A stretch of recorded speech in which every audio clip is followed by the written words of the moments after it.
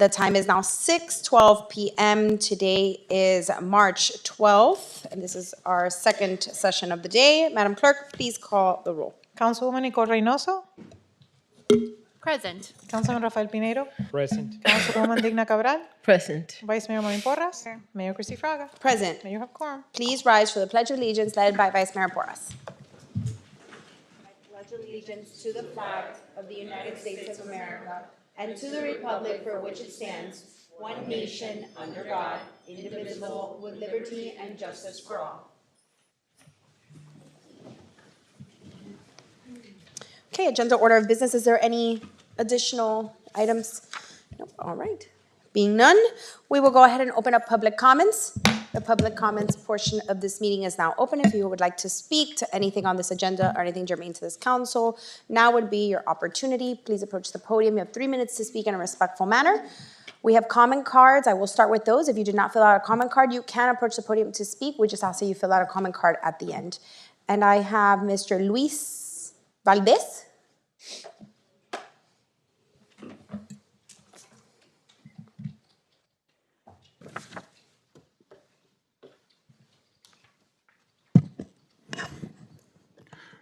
Good evening, everyone. My name is Luis Valdez, and I'm a proud resident of the city of Doral.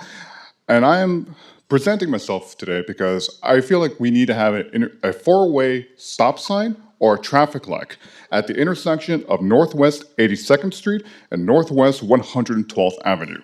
This is an intersection that I feel is one of the most dangerous in the city of Doral. It's a four-way intersection, but only has 2 stop signs and regularly causes accidents. In fact, this afternoon, a nasty accident occurred. And I live right in the corner, and I'm able to hear the accidents and a screeching of tires and of brakes, etc., whenever it happens. Almost every day, a near miss occurs. And multiple times a month, accidents occur.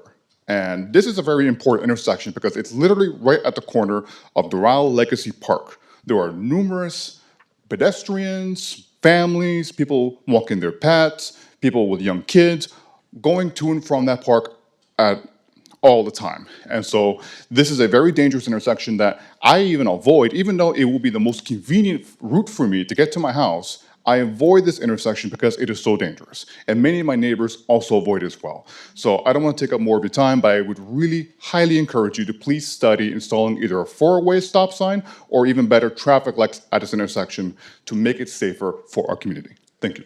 Thank you, Mr. Valdez. I'm actually going to, through the manager's office, ask for Carlos Arroyo to see you in the back, our Public Works Director, so that he can address this and take it down as we'll follow up with it. Thank you, Mayor. Thank you. Anyone else would like to speak public comments? Being none? Okay. Public comments is now closed. We will move on with our public hearings.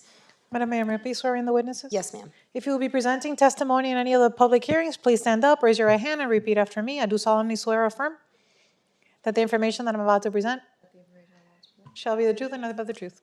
Thank you very much. Thank you. Item 20A, a resolution of the mayor and the city council of the city of Doral, Florida, approving the site plan for Doral LPIV LLC for the property located at 3511 Northwest 91st Avenue in the city of Doral, Florida, pursuant to section 53-184F of the city's land development code and providing for an effective date. All right, I'm going to go ahead and take any ex parte communication on this item at this time before we move forward. Has been any ex parte communication? Okay, I did speak with the applicant and it will not affect my decision. We will now hear from staff.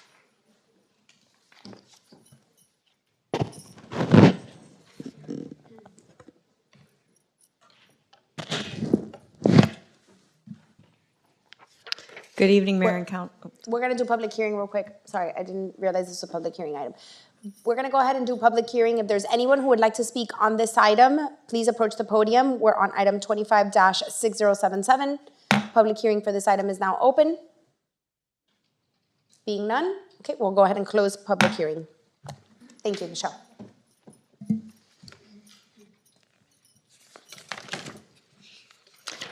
Good evening again. This evening, we are presenting a site plan by Doral LPIV LLC, the applicant, who's proposing their project PDC Doral, which is also referred to as Panettone. The request for site plan is to redevelop the site located at 3111 Northwest 91st Avenue. Connie, I don't think this is the correct presentation. No, I sent you a revised. Sorry. I'm going to just keep going. The site is approximately 9 acres, and the applicant seeks to redevelop the property with 2 structures that are warehouse buildings, and they will total 153,654 square feet. The site is zoned industrial commercial with industrial land use. Industrial commercial zoning bounds the entire site to the north, south, east, and west. And then to the south and the east, you have industrial land use. To the north, office residential and institutional and public facility to the west. The site plan was reviewed for consistency with your comprehensive plan and your land development code.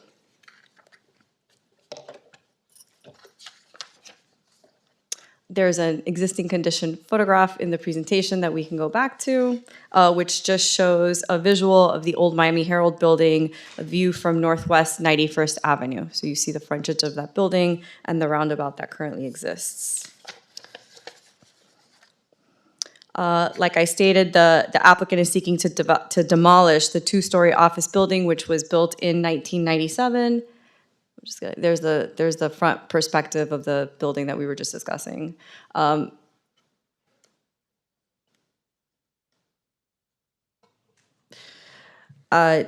sorry.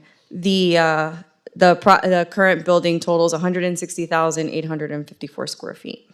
A zoning workshop was held on January 22nd, 2025, giving the public a reasonable opportunity to speak and to provide comment, and no comments were issued. Connie, there was another one, I'm sorry. Yeah. Did the renderings change from this? No, it This was what didn't. was- It didn't, it's just This was on the backup. the flow of the presentation. So the site plan seeks to redevelop the 2 warehouse buildings. There will be 6 tenants, 3 in each building.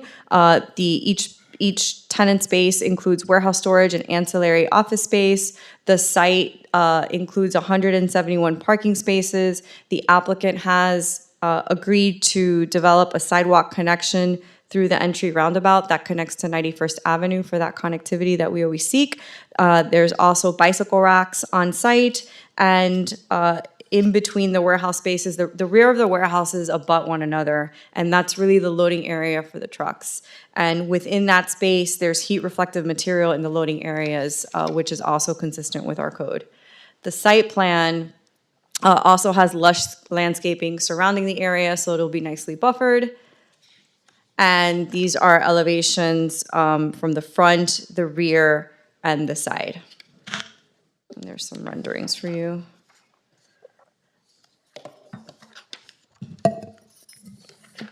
The site plan was reviewed for consistency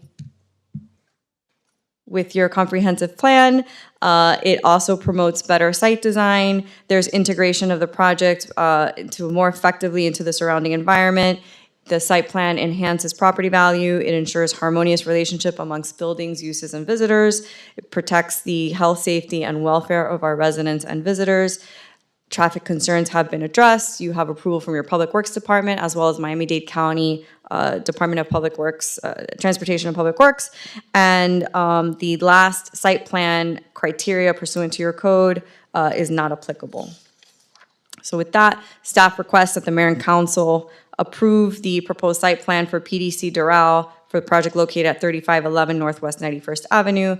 As the project is consistent with your comprehensive plan, land use element goals, objectives, and policies applicable to the industrial land use category. The project is consistent with your land development regulations, specifically the industrial commercial zoning district. It's compatible with adjacent uses and the zoning districts. That is it's a heavy warehouse district. And it's also compatible with government uses in close proximity.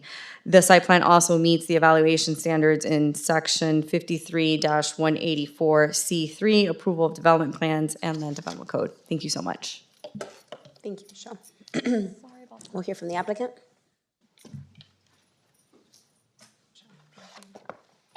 Good evening, Melissa Tapinas with law offices at 200 South Biscayne Boulevard, Miami. I'm here representing Panettone Development Company. We do have a presentation if you'd like to indulge in one, but we've received a wonderful staff report, so I'm happy to answer any questions that you may have. But I do have you have it?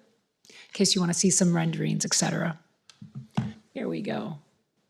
So this is the site. It's the former U.S. Southern Command and Miami Herald site. This is the context of the property. It's located in close proximity to schools, other warehouses, hotels, and the municipal park. This is the existing condition. Our proposal, as was mentioned, is to demolish the existing 160,000 square feet of warehouse and construct two Class A warehouse buildings of 153,000 square feet with a total of 171 total parking spaces and a clear height of 36 feet. That is what is in demand as a Class A warehouse building. The proposed site plan is before you. These are the elevations that Ms. Lopez showed. Our landscape plan, it's well buffered to the exterior of the site. We are improving the connectivity, as was mentioned, by including a sidewalk along the cul-de-sac. Our traffic analysis showed a reduction of both AM and PM peak hour trips. Our traffic engineer with Kimley Horn is here as well if you have any specific questions. And most importantly, Panettone has a proven track record with first-class proven performance throughout the United States, Canada, Europe, and Asia. They have over 610 million square feet of industrial office and retail space in more than 310 cities. We're very excited to be here in the city of Doral, where our commitment to the Doral and greater Miami community is evident through our community work. These are certain of some of the organizations that we support. And of course, these are the renderings of the site. If you have any questions or comments, of course, we're here to listen and answer any questions that you may have. Thank you. Thank you, Ms. Tapinas. All right, any questions or comments for the applicant? Councilman Pinedo. Thank you, Mayor. It's good to see you, Melissa. If you don't mind, can you go back to your presentation for a second? Thank you.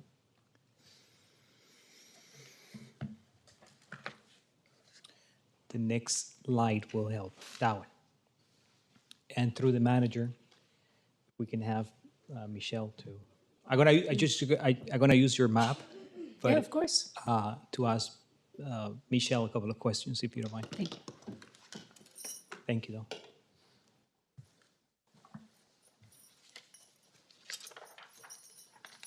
Thank you. So I know we had conversations back and forth based on some of the concerns that I have. When it comes not to your project, you always do a great job. And it's good to have you here. But I like the fact that we're using this graph to show exactly what we have been talking that unfortunately in the past had nothing to do with you or your applicant, is the mistakes that we have been making as council when it comes to these type of decisions. And this is the perfect example. You have warehouses around, which is the purpose of that area. But then you have a school right next to it. You have a community, residential community, and you have a hotel. So the purpose is warehouses. And you were not here, Michelle, so I'm not blaming you. And I'm not even blaming our department's directors. It's for my colleagues to realize what we have been doing in the last 22 years. And this is a perfect example of the mistakes from previous council members and previous administrations. So if we're trying to make things right and to make things to have more sense looking forward, we cannot continue making these type of approvals when it comes to schools or residential areas in the middle of a warehouse section. So again, nothing against our staff or you guys. It's more to my colleagues to realize what has been taking place in the last 22 years. That's a perfect map. So having said that, my concern is that and we addressed that, there's going to be a traffic light located on 89 Court and another traffic light on, I believe that one is 92nd, 92nd Avenue, correct. which it will help because right now you have trucks blocking 89 Court trying to make a left, and they block the 2 lanes westbound in order to make a left turn on 89 Court going on taking 33rd Street. So I'm glad that we're going to have traffic lights, those traffic lights, it will help. And now we're also installing the school traffic lights as well. The speed zones, yes. Correct. So my question is, how soon is going to take for those traffic lights to be installed before we have the project open? Because it's going to be 89 Court and then 91st Court, where we're gonna have the same issues of trucks blocking to make a left turn on 33rd Street. So I'm going to invite my colleague, Mr. Arroyo, up here to help us with that question. I can tell you that the traffic light for Bridgepoint is currently with the county in the planning stage. I don't know what their installation schedule would be. Do you have? Good afternoon, Councilman. The one for 92nd Avenue, that's the design has been already completed. So we're trying to find out funding to start the construction as soon as possible. So let's say we advertise within the next 30, 60 days. You need to add like 60 days while we bring it to council, and then probably like 6 months. So it could be by the end of the year. So, and that will be kind of my request to the administration to see what we can do in order to make sure that at least these 2 traffic lights are installed before we have the opening of again, it's a nice project and it makes sense based on the area. So those are my concerns, and those are the points that I want to leave on the record, especially for my colleagues to think about it. Thank you. Thank you. Thanks, Carl. Thank you, Councilman. Any other questions, comments? Okay, if there being none, we need a motion to approve. Motion to approve. Motion to approve by Councilwoman Cabral. Need a second? Second. Second by Councilwoman Reynoso. If there's no further discussion, Madam Clerk, please call the roll. Motion to approve made by Councilwoman Cabral, seconded by Councilwoman Reynoso. Councilwoman Cabral? Yes. Councilwoman Reynoso? Yes. Councilman Pinedo? Yes. Vice Mayor Porras? Yes. Mayor Fraga? Yes. Motion passes. All right, thank you very much. Welcome to Doral. All right, Madam Clerk, we move on to the next item. First reading, item B, ordinance number 2025-13, amending rules of procedure. An ordinance of the mayor and the city council of the city of Doral, Florida, amending Division 3 rules of procedure of Article 2 City Council of Chapter 2 Administration of the city's Code of Ordinances, providing for implementation, incorporation into the code, incorporation of recital, severability, and an effective date. All right, I'm gonna open up public hearing. Anyone would like to speak on item 25-6050, please approach the podium. Being none, we now close public hearing on item 25-6050, sorry. All right, this is my item. Basically, in review of the rules of procedure to make sure that we have efficiency in our meetings, working with the city clerk's office as well as the city attorney's office, decided to take a deeper dive into this part of our code and rewrite the section. Really, the reason we went to go and rewrite the entire section was because there was a lot of duplicity in the code and a lot of areas that were unclear, they didn't make a lot of sense. And so it was a lot easier to strike the code and just rewrite it. It really is the same intent, and a lot of it is exactly the same as it was, for the exception of the time frame in which certain items need to be turned into the administration by council. What we encountered and what I came to notice as I was preparing for meetings and working to get our items in was that administration is required to provide a recommendation. And there was an unrealistic expectation for the administration to turn around a recommendation when council members at many times, and I'm guilty of it too, would turn in items at the last hour, right before the publication of our agendas. And so it was impossible for administration to review an item and provide a recommendation if the agenda needs to be published on the Thursday before the council meeting by 10 a.m. and we're turning it in the 24 hours before. It's an unrealistic expectation for them to have to drop everything they're doing to try and provide a real recommendation for us to make a decision that has all the backup. So what we did was add language that requires council to turn in their documentation for agenda items that have a fiscal or a legislative impact at least 2 weeks before, so that staff has the proper time to review and work with that council member to get everything in, so that by the time that the agenda publishes, we have real backup and we have, a revised item that we can actually make a decision on. Now, that does not preclude us from putting in items that are symbolic, like resolutions, or if it's an easy item that doesn't require a recommendation. So we really left it to items that have a legislative and a fiscal impact. Again, the rest of the language is it's really the same as what it was, except that we found that the code was very duplicative and had a lot of conflicting language, which is why we decided to rewrite it. And then, of course, the order of the agenda is really for purposes of efficiency, making sure that we're not, we're making best use of our time.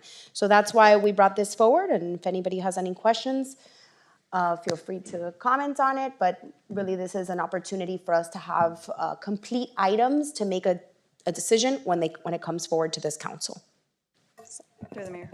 Yes, Vice Mayor Porras? Okay. Well, thank you for reviewing it. I think that we did need to look at it and really, like you said, eliminate sort of like the repetitive stuff. I just have a couple questions. Who should I direct my questions to, the attorney or to you? Either one of us can answer. Okay. We worked on it together.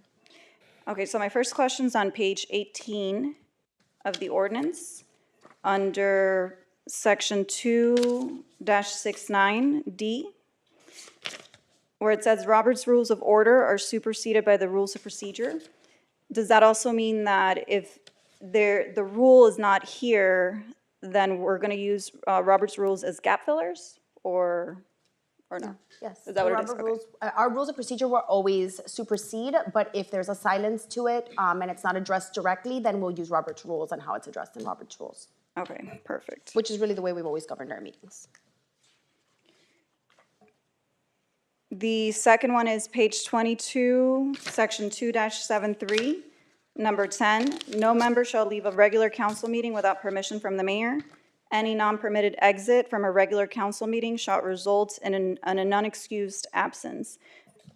Does this also apply to having to leave to the restroom? Because I don't think that's something we should be announcing. Again, that's something that has always been in our code. It's always been required for if a member needed to exit the meeting that the mayor be notified as the chair. We need to make sure we don't lose quorum if we're in the middle of a discussion.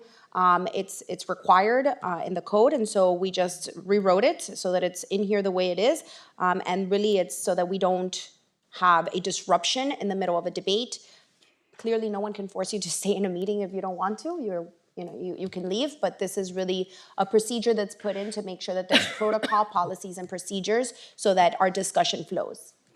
So again, you're saying that if we need to take a restroom break, we have to get permission? You're supposed to notify the chair, yes, because we may be in the middle of a discussion and either the chair can decide to take a recess or ask the council if they'll take a break so that way everyone continues to be a part of the So conversation. notification and permission are two different things.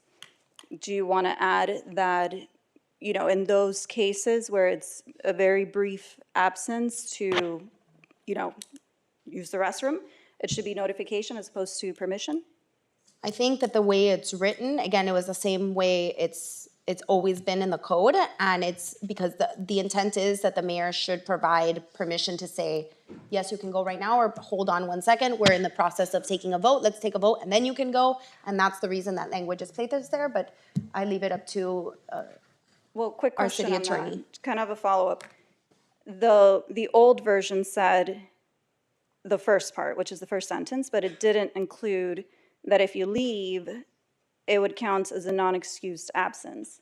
That's a big penalty. Yeah, we did include that because there has been several instances where people have stormed off of a meeting because they haven't liked the direction the meeting is going, and that's not a reason to leave the meeting, so. Okay, all right. I have an objection to that, and I'm putting it on the record. Next one is page 25, section 2-75. A. And this is in regards to calling for a division of the question. And correct me if I'm wrong, Mr. Attorney, the division refers to when we're taking a roll as a whole versus individually calling the vote, right? So what item are you looking at again? I'm sorry. It's a 25, section 2-75. What? A. Member actions, a member may speak on any item.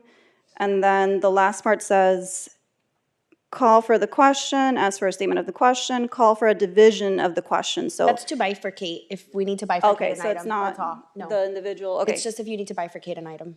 Okay, because division under Robert's rules is something different. Like when you call for a division, it means that when you are taking a vote as a whole and you don't think it was unanimous, you get to. Yeah, then you have to call individual roll call, but I So don't that's not what believe it's that- referring no. to. Just want to confirm. The way that it's written here, it's with regards to the visibility of any questions, and I don't believe that this language was changed from the previous. Yeah, it was like rules. this in the, we just copied what was Yeah. there previously. I know, but the first one had also like issues, so that's why I think it's Yeah, important I to mean, look at it.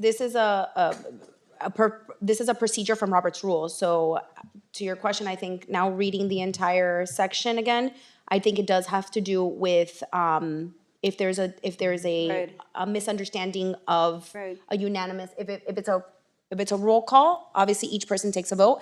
If we ask for a yay or nay, I mean, most of the time I think it's pretty clear, but if we need to have a question of who, Yeah, so for I think example. the mayor can call roll call if it's required. Right, but for example, if the mayor decides that we're not going to call individual roll call, but I know I didn't agree, I mean, I want my vote on the record as no. So, I mean, I think there should be, I don't think that the mayor should have the ultimate decision on that. I think that individually, if we feel that our vote was not heard properly or misinterpreted, we should be able to object I have to no it. problem with that. Again, this was Okay. copied from the other section. I don't think there's ever, there's no intention of forcing a vote that wasn't taken. I think in the purposes of when we take a vote as a body, most of the time I'll read back into the record that the vote was unanimous, and if someone has an objection to that, Yeah. they can absolutely say they have an objection to it. Yeah, and I think the safest way to, have that happen is to have it in writing. So can we eliminate that part Yeah. or rewrite it however, with that intent? I have no objections. I can see where the confusion would lie. Yeah. And if you want it to be consistent with Robert's rules, that can be rewritten. Okay. Then the same section C, is C referring to lay down items? This one, I'm not sure I understand well. Consideration and action by the city council. The city council may consider and act upon such other business as may come before it. And when new business is offered as a motion and seconded, it shall be written, read into the city council by the city clerk before Yeah, the you date. still need a majority, you still have to follow the charter, you need a supermajority to be able to lay down an item, but this is in here for the purposes of, if something like that is to come before us, you still do need the rules of procedure. Okay, but with the understanding that you still need to follow the charter? Absolutely. Okay. Code would never supersede the charter. Okay, and then just two more. Page 26. Still, same section 2-75, but H1. The motion to postpone, the same as defer, right? Or is there a separate section for defer, motion to defer? Are we referring to the same thing? Pretty much referring to the same thing. the Yeah? same. Yeah, no, Okay. Robert's rules. Just making sure. Okay, and then the last question that I have is for the sponsorship. And I really don't recall what the old one said, but on section, let me see, page 29, on to, actually, just in general, so when we talk about sponsorship available to eligible applicants, and we want to sponsor events and programs, is it only for special events? Because I think I saw something in there. Or is this sponsorship for just regular events as well, or just for special So we events? took out the all mention of events through this sponsorship program because it conflicts with our council-initiated events policy. It would be circumventing that policy to leave it in here. So really the purpose of our council sponsorships for nonprofits through this policy or through this code is for the purposes of supporting local NGOs, and nonprofits that are doing a benefit to the community, and you can be listed as their sponsor through that program that they're offering or on their website. But we wanted to have clarity that this is not in any way a form of sponsorship for an event that could take place at one of our facilities. It was not clear, it was contradictory to our other policy, and we're trying to clean our code so that we don't have contradicting procedures and interpretations, because it makes it very difficult for legal and for the administration and even our IG as they come in to enforce if we have conflicts in our code. Okay, so just for clarification, because this one says the sponsorship funds shall not be used for those events that require a special event permit. That's why it maybe. Correct, that Right, was it's- always in there. That was Okay, in there from the alright. first initiated policy. We always had it in there that you could not use this funds to pay for special event permitting. Okay, that's all I had. Okay. Any other comments or questions? Yes, I do. On Okay, this, on Councilwoman page Cabral? 22, on the 273, on the 10, the number 10, about the permission. I mean, I understand if you might not have quorum and the person had to stand up because either they have to pick up a phone call or they have to go to the bathroom and resulted in a not excuse. So what, you're going to request a vote at that moment that the person needs to stand up and have to go to the bathroom or something? It's like today. I feel really bad. I send you an email so I can be excused for the rest of the afternoon. I didn't receive an answer or anything, and I'm still here. So I don't think that this is fair because anyway, the residents are seeing it. Also, I mean, if we go by videos, you used to be, as a councilwoman, the one that would walk out without not even say anything, a word. And there's many, many videos that we have in the city. So I think that if it is something that is going to disrupt of having quorum because we have any way to keep conducting business, that will be another thing. But this, I mean, you are the more clear example, and you should, I mean, you remember those times that we will hear alone, and you just stand up and walk and not even excuse to the chair. In this case, I don't agree that we have to need, and it will result as an excuse, an excuse absence. I mean, I don't agree with this part. So I really think that this should be taken into consideration and not having to result in a not excuse absence. And I really appreciate that when I send you an email to please look into it, because I stayed because I didn't want it to end it with another an excuse, an absence, because I sent an email early. I feel really bad, and I stay anyway because I didn't want it to end it with an excuse, even though 75% of the agenda was already done. Councilwoman, first, I haven't had a chance to look at my emails today. I've been in meetings all day. But you have 4 assistants. I mean, where's your I don't, assistant that actually. doesn't check she doesn't follow and check on the emails? Because mine does. That's part of being a legislator aide. Yeah, I don't have 4 assistants. Everybody has a role to attend to the residents. The attorney did ask me earlier, and I did tell him absolutely that you could go home. We have excused your sick absences. I'm sorry you've missed the last 2 meetings. One of them. The other one, unfortunately, I didn't have the time to send that. And then the one before, I was denied. You don't need to answer to me, Councilman. You answer to the residents of Doral. So Exactly. And they know exactly how I work and my dedication to the city. In 7 years that I've been here, you can count 3 times that I haven't been able to be here. That's it in 7 years. But if we go and count by yours, for example, the years that you were a councilwoman, woof, I mean, it's a huge list. And I can share that. But, the thing is that I don't think that this is fair, that you have to have a non-excuse absence for someone, even though you will have quorum. I really think that this has to be revised and taken in consideration. If it is something that will limit to move forward with a council because you might not end up having quorum, then yes. Because that person has to understand that we need quorum to keep moving business. But if not, we are not children. I mean, like you said, the residents are there to see how you work and criticize like how many times they did to you at the time that you just walk in the middle of the meetings many, many times. But I don't think that this is fair for us. We're all adults here. And I think everybody can govern themselves accordingly. We appreciate your opinion and comments. If you have no other ones, we can move on. Otherwise, we'll...